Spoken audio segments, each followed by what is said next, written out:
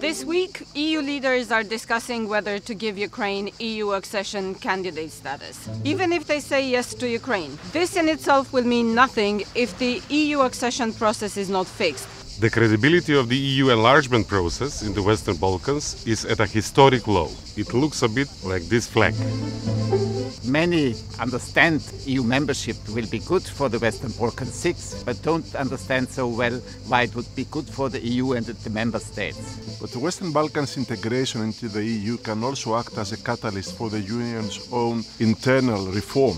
EU enlargement can prevent the Kremlin from destabilizing the Western Balkans. So the EU should restore political will for enlargement as a self-defense mechanism. We need a relentless focus on the fundamentals. Rule of law, democratic standards, economic reforms, in order to prevent backsliding and to promote progress in governance. Once the Western Balkan countries align with the EU economic policies, then they should be rewarded to participate in the internal market as full members. Greater alignment with EU policies should translate into a seat at the table and greater access to funds, including targeted financial support from the funds now reserved for EU member states only.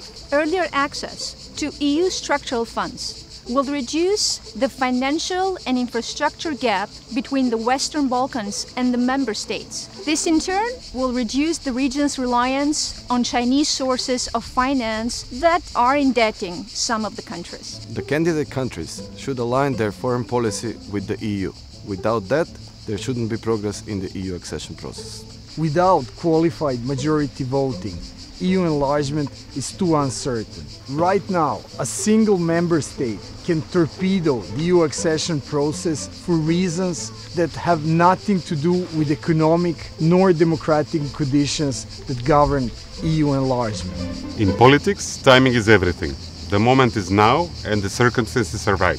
Therefore, this paper provides the arguments and recommendations to fix the enlargement process in the wake of Russia's aggression against Ukraine.